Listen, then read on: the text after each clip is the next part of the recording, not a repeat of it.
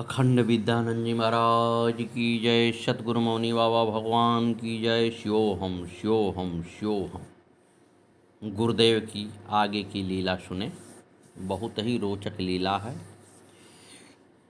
इनकी धर्मपत्नी ब्रजेश कहती हैं कि शुरू में जब मौनी बाबा आते तो माताजी उनके चरण धोकर चरणामृत तैयार करती।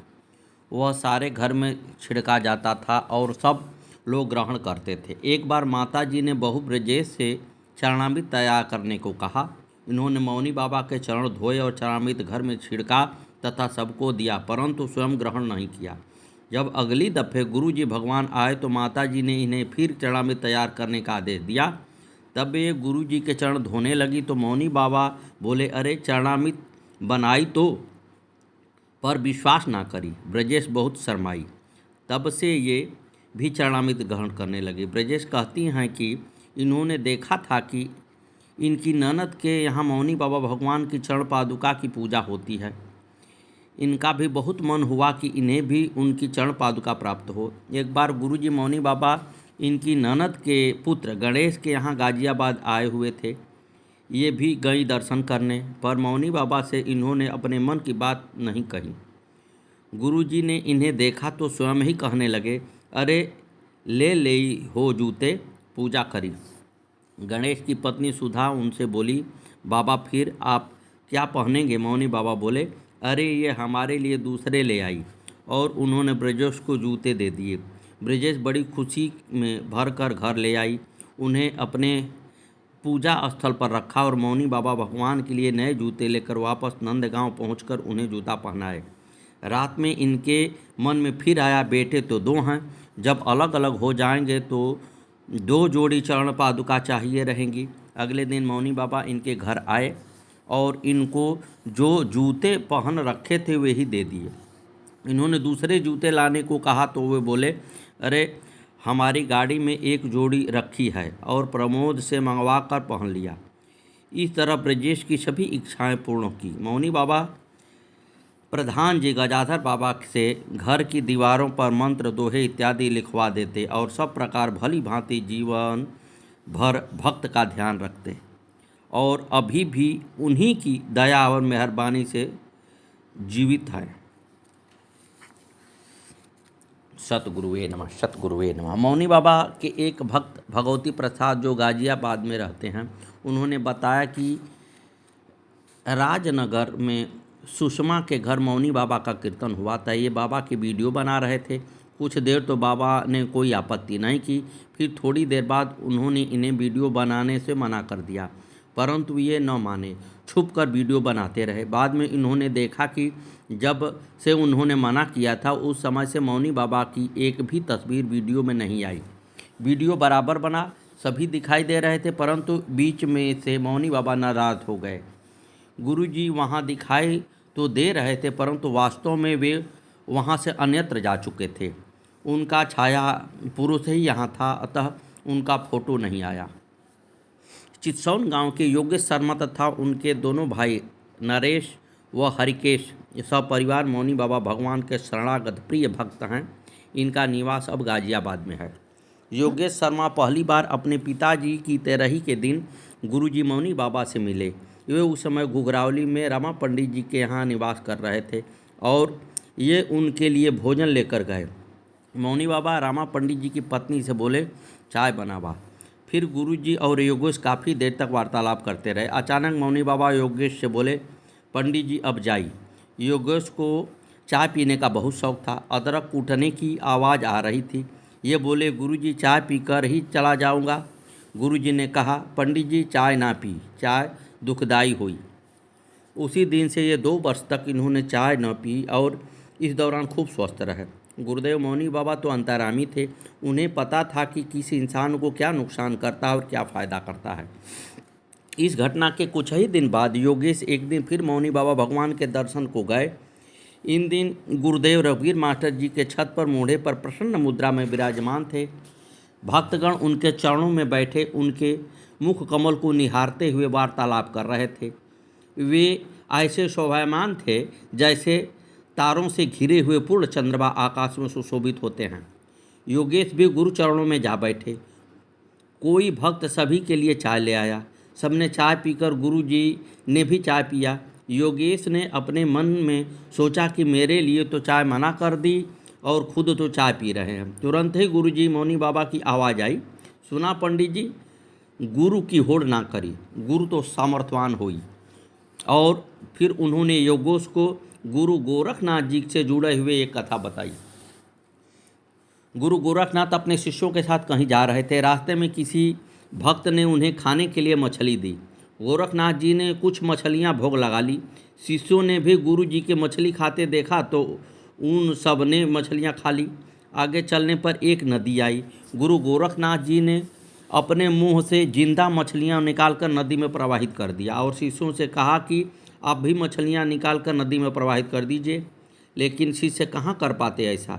वे गुरु का मुख ताकने लगे। तब गुरु गोरखनाथ ने शिष्यों से कहा, गुरु सामर्थ्यवान होते हैं, अतः जो गुरु कहे करे वह कभी नहीं करें और जो गुरु कहें वही करें। योगेश कहते हैं कि अब जो घटना वे बयान करने जा रहे हैं वह 2003 का है।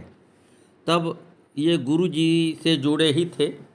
इनकी कंपनी का bank account Vijaya bank Loni road Delhi में है।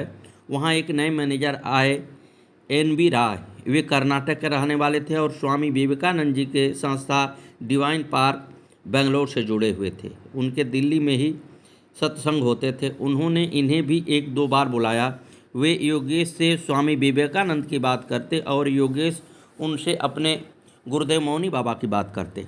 कुछ समय बाद जब ये एक दिन बैंक गए तो राय साहब ने उन्हें बुलाया, बैठाया और कहने लगे, भरद्वाज जी आपके गांव चलने का है। योगेश ने सोचा, भला ये मेरे गांव क्यों चला चाहते हैं।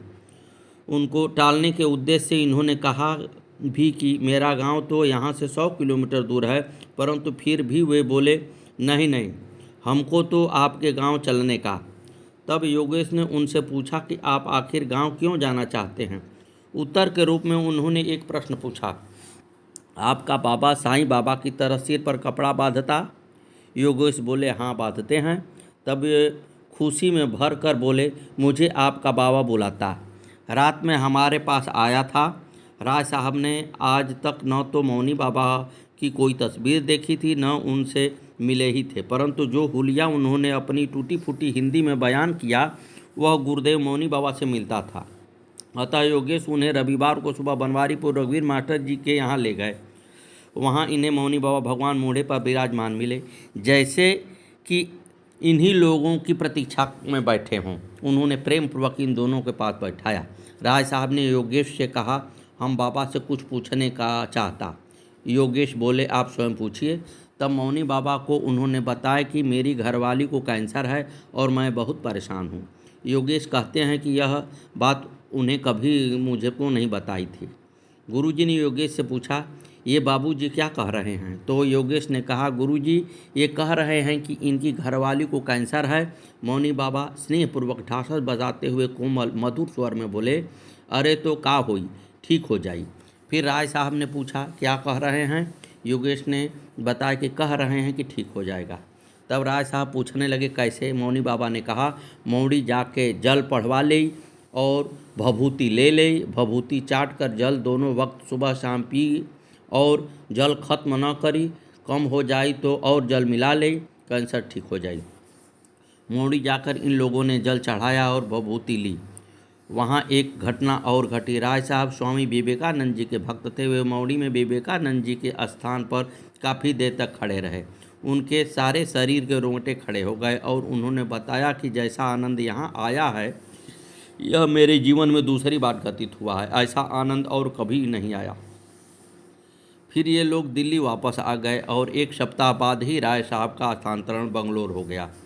इनके 3 महीने बाद योगेश एक दिन गुरु जी मौनी बाबा के पास बैठे थे। गुरु भगवान ने इनसे पूछा, पंडित जी आपके साथ एक आदमी आयल रहल जिनकी घरवाली बीमार रहली, अब कैसन हो। योगेश ने बताया कि गुरुजी मेरी बात नहीं हुई है, उनका ट्रांसफ़र हो गया है। क्या फ़ोन करके पूछूं। गुरुदेव ने बोले, हाँ पूछी। तब योगेश ने राय साहब को फ़ोन किया। राय साहब ने उधर से फ़ोन उठाते ही पूछा, भरद्वाज जी आपका मौनी बाबा कैसा होने का। इन्होंने बताया, बहुत बढ़िया हैं। वे पूछ रहे हैं कि भाभी जी की तबीयत कैसी है। तब राय साहब ने बड़े ही उत्साहवर्धक बताया, कल ही टाटा मेमोरियल में सारे टेस्ट कराया, सारा रिपोर्ट ओके आया है, कैंसर बिल्कुल ठीक हो गया है। बाबा ने जो पानी और मिट्टी भभूति दिया था वो बराबर लिया, वाइफ बिल्कुल ठीक हो गया। मौनी बाबा को हमारा थैंक यू और नमस्ते कहिए। योगेश ने गुरु जी मौनी बाबा को सब बताया। वे संतोष भाव से सब सुनकर मौन हो गए। राय साहब स्वामी विवेकानंद जी के सच्चे भक्त थे और उनका कार्य मौनी बाबा के जरिए हुआ। सच है कि सभी सच्चे संत एक ही हैं और सतगुरु किसी भी रूप में भक्त की सहायता किया करते हैं। फिक्र को आगे बढ़ाते हुए योगेश कहते हैं कि सन 2005 की बात है। मौनी बाबा सुबह ही गाड़ी से गाजियाबाद से गांव को गए थे। दोपहर ही बनवारीपुर के राजकुमार का फ़ोन आ गया कि मौनी बाबा आपको बुला रहे हैं। सतगुरुवे नमः। मौनी बाबा उसी समय सुबह गांव जाकर दोपहर तक वापस गाजियाबाद गणेश पंडित जी के यहाँ आ गए थे।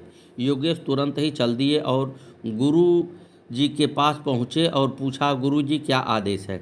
गुरु जी मौनी बाबा बोले कि शिरडी चलना है। इन्होंने स्टेशन जाकर पता किया तो मालूम हुआ कि मुंबई जाने वाली सभी ट्रेनें रद्द हैं, क्योंकि उस समय वहाँ बाढ़ आ गई हुई है। हवाई जहाज़ से जाने के लिए मौनी बाबा ने मना कर दिया और कहा, हम तो गाड़ी से जाइए। उसी समय इनके बड़े भाई नरेश ने नई इनोवा ली थी। योगेश उसे शाम को ले आए और अगले दिन शिरडी के लिए प्रस्थान कर दिया। शाम को ये लोग उदयपुर पहुँचे और वहाँ रुककर चाय पिए। जैसे ही उदयपुर से निकले, सुनसान सड़क थी और पहाड़ी क्षेत्र था। अचानक गाड़ी पंचर हो गई। उस समय यह गाड़ी नई नई लॉन्च हुई थी, अतः इन लोगों में से किसी को जानकारी न थी कि इसके टूल और स्टेपनी कहाँ हैं। योगेश ने अपने बड़े भाई साहब को फ़ोन करके सारी जानकारी ली। उन्होंने बताया कि इसके टूल को नट में लगाते हैं और फिर घुमाते हैं तो स्टेपनी नीचे आ जाती है, फिर उसे निकाल कर फिट कर लेना है। ये 5 लोग थे। सबने खूब प्रयास किया कि टूल नट में फिट हो जाए, परंतु कुछ अंधेरा होने के कारण वह नट में फिट न हो पा रहा था। बहुत देर हो जाने के बाद गुरुजी, जो गाड़ी की अगली सीट पर बैठे थे, उतरकर योगेश के पास आए और पूछा, पंडित जी क्या हुआ। योगेश ने उन्हें बताया, इस टूल को अंदर एक नट है जिसमें लगाना है। ये बोले, पंडित जी अब की बार लगाई तो। इस बार जैसे ही योगेश ने टूल अंदर किया, वह तुरंत नट में लग गया और स्टेपनी नीचे आ गई। ये लोग पहिया बदलकर आगे की यात्रा पर चल पड़े। ये था मौनी बाबा की योग का कमाल। सतगुरुवे नमः, सतगुरुवे नमः। फिर एक समय ऐसा आया कि योगेश बहुत बीमार पड़ गए। इनका इलाज डॉक्टर अनिल वर्मा, जो पेट के स्पेशलिस्ट थे, कर रहे थे। वर्षों तक इलाज चलने के बाद भी वह पूरी तरह स्वस्थ न हो सके। एक दिन इन्होंने डॉक्टर से पूछा कि डॉक्टर साहब, मुझे तो कोई फ़ायदा नहीं हो रहा है। डॉक्टर ने बताया कि आपकी आंतें बहुत कमज़ोर हो गई हैं, अब आपको आजीवन ऐसे ही रहना पड़ेगा और परहेजी खाना ही खाना पड़ेगा। उस समय योगेश बहुत निराश हो गए और जीवन भार स्वरूप महसूस करने लगे। एक दिन शिकारपुर में हलपुरा वाले पोली प्रधान जी के यहाँ कीर्तन था। वहाँ गुरु जी मौनी बाबा चारपाई पर भक्तों के हृदय को आनंदित करते हुए विराजमान थे। योगेश गुरु जी के पास हौले से नीचे जाकर बैठ गए। इस समय गुरु जी ने बड़े ही प्यार और आत्मीयता से कोमल पूर्वक मधुर वाणी में योगेश से कहा, आजा हमारे पास चारपाई पे बैठ जा। योगेश कहते हैं कि वे मेरे कष्ट को जान रहे थे। इन्होंने गुरु जी से कहा, गुरु जी मुझे बहुत कमजोरी है, ठीक से बैठ नहीं पाता हूँ। थोड़ी ही देर बाद मौनी बाबा पोली प्रधान जी से बोले, पंडित जी के लिए ठंडाई ले आओ। प्रधान जी ठंडाई लेकर आए। गुरुजी ने अपने हाथ से जग में से ठंडाई गिलास में डाली और योगेश को देने लगे। योगेश ने बहुत मना किया कि गुरुजी डॉक्टरों ने मना किया है। तब गुरुदेव मौनी बाबा ने पहले तो इनका चश्मा उतरवाया, फिर इनकी आंखों में देखा और इन्हें धमकाने लगे, ले हम कह रहे हैं पी जा और दूसरी जगह कुछ मत खाना पीना। योगेश ने ठंडाई पी ली और उसी दिन से ठीक होते चले गए। जल्दी ही पूर्ण स्वस्थ हो गए और आज तक स्वस्थ हैं। योगेश के असाध्य रोग को उन्होंने चुटकियों में ही ठीक कर दिया। ऐसे महान योगीराज, दया के मूर्ति सद्गुरु मौनी बाबा भगवान तो साक्षात भगवान स्वरूप ही थे। उनके ऊपर गोस्वामी तुलसीदास जी की ये दोहा बिल्कुल फिट बैठती है। बिनु पद चलहि सुनहि बिनु काना, कर बिनु कर्म करहि विधि नाना। सतगुरुवे नमः। सतगुरुवे नमः। आगे कथा कल।